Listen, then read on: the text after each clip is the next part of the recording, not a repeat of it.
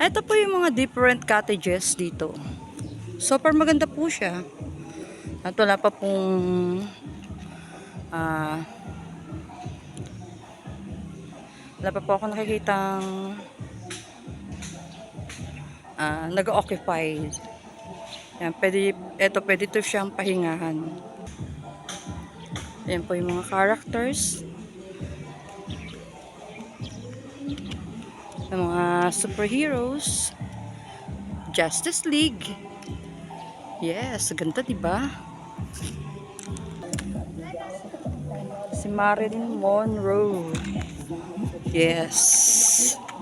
Kahit ano, sexy pa din siya kahit na portrait lang. Mayroon din po siyang wishing well. Oops. Ganda yung pagkakagawa ng wishing well nila.